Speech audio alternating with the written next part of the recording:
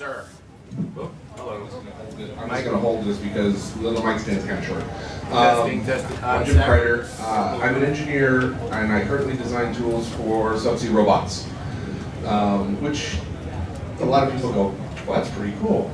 I also have so many other creative things right around my head, and I find it difficult to translate. You know, I want to sit down and I want to write stuff, but then I'm also spending my entire day, yes, wage slave, changing my computer designing all this stuff, which is a creative process unto itself. So for the folks who have started off, and I think most writers have started off as something else as they got their writing thing off the ground, how did that translate for you? How did the transition work? I was building robots when I started doing my my comic. I was building robots for a living, and I think really what I did was I just did a less good job at my job.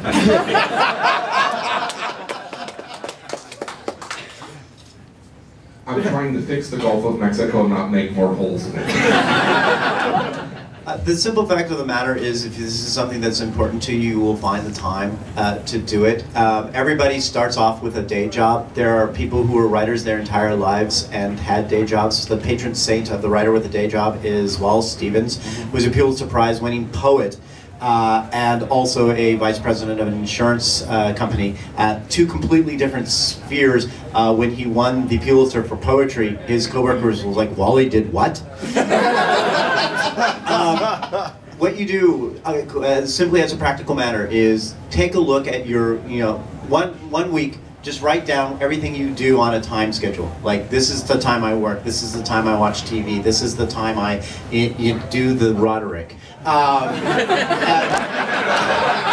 It's the dance sensation that's sweeping the nation. Look at your time. Somewhere in there you will have the time to do the thing that you want to do creatively, and it's a matter of taking time from watching TV. I know that there's a lot of Netflix instant out there. The Netflix instant will still be there, but your time that you have creatively won't be. Just figure it out and decide that you're going to do it. And Cory Doctorow says that every day, whether he wants to or not, he writes 250 words. At the end of a year, he's got 90,000 words, and that's a novel. Whatever it is that you want to do, make the time to do it just every day, and don't give yourself the excuse of "I'm tired," or, if you're tired, do it the first thing in the morning. If you are busy the rest of the time, make sure you have something hard on your schedule to do it. Find a way to schedule your life so you have time for the creative thing. And the other thing is, and I'm sure someone else will amplify this, don't believe in the muse. You have your 15 minutes or your 30 minutes or your hour or something like that. Don't wait to be inspired, just sit there and write. And I think one thing that helps with that is to try to break it down from it being this big thing. Don't say, I have 15 minutes to start my novel. That's gonna change my life. Take 15 minutes to write down 3 ideas. If that's a comfortable starting point for you, to just break it down into bit by bit, because I think a lot of writers, no matter how experienced they are, it's hard to consider it as this big thing, and you just break it down to chunks, and then you pull back and look at it and are shocked that you actually finished this thing because you did it in tiny little pieces. Absolutely. And I would say... sorry. That's okay. Go ahead, Adam. That the negative thoughts that stop us from being creative are just thoughts. And we need to kind of see them for what they are and develop a witness to them so they don't get in the way of us doing what we need to do. I would like to just tag onto what John Scalzi and Joseph Scrimshaw said, relentlessly identifying people here. Yeah, thank you. I'm learning this moderation thing. I found that the way to combine being a disciplined writer, discipline, that word has a lot of negative connotations because you think of it as punishment. There's at least one level that you think of it as like, I did something bad and I am being disciplined. But real discipline to me, if you think of it as a gift to yourself, this is the time that I'm giving to myself every day to do this, rather than something I've got to do, I've got to grind through.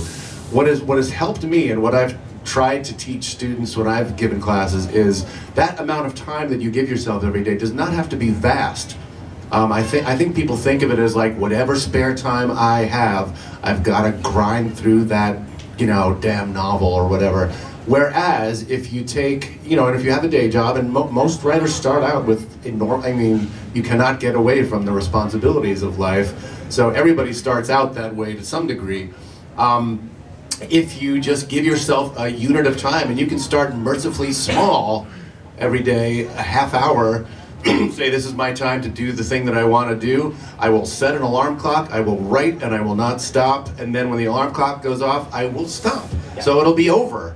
And then I will be relieved, but then it'll accumulate, as Joseph said, day to day. And then before you know it, you will have some, something of real substance. Let me also take a moment here to give an encomium for the day job. We all, there is the dream that people have, I will always be able to, go off and, just write for a living and stuff like that. But consider what the day job gives you. It gives you money. It gives you health insurance. It gives you a retirement account. It allows you to buy as much alcohol as you need to perform. He's gesturing to Joseph. Yes. But basically what it does is it provides you that safety net to do things, to learn, to grow, to experiment. So don't look at the day job as necessarily something that is holding you back. Look at it as something that affords you the ability to do the thing you want to do. There are two types of jobs. The job you do because you love, and the job that you do that lets you do the thing you love. Think of it as the second. If you want to move to the first eventually, that's fine, but don't denigrate the day job. It's giving you a gift. But the next panel will say the opposite thing. But maybe not in answer to the question directly, but the thing to remember when you are transitioning from being successful at your day job to being unsuccessful at your first writing attempt is that writing is a skill that you develop and practice. And to start writing in middle age, or to start writing after you've already developed a set of skills like building robots or masturbating. Masturbating robot building? Robots come in two kinds, butlers and sex toys. Most modern robots are butlers, but not for long. Is that the critic in you is going to recognize that your early attempts at writing are not as good as what you do normally. You're good at building robots, and you start to write, and you expect that you're going to be as good at writing as you are at the other things you're good at. And you try it, and you think, and the critic in you is smarter than the writer at first, and you recognize that what you're doing isn't as good as you'd like, and a lot of people, that is the end of their writing career. They try it a couple of times, and then they bail, and you have to recognize that the time you spent learning to build robots, you have to spend that much time learning to write before you be proud of what you're doing. I'd also Josh Caitlin, would also just like to add, find your community. Find other people with day jobs who want to write, and this is only, hopefully not tangentially, associated, but it is important to have, for me anyways, because people think of writing as a very solitary pursuit. If you can find a community of people, if you can be accountable to other people and have other people be accountable to you, that is worth its weight in gold. You are not alone in this boat, so to speak. Damn it. And we're also magically connected by the internet now. It will be very easy for writers just getting their start and to give each other deadlines and to read each other's work. My wife and her friends do this, and it's invaluable. They've published poems. One of them had her first novel published. It's super important to know that you're not alone. Great.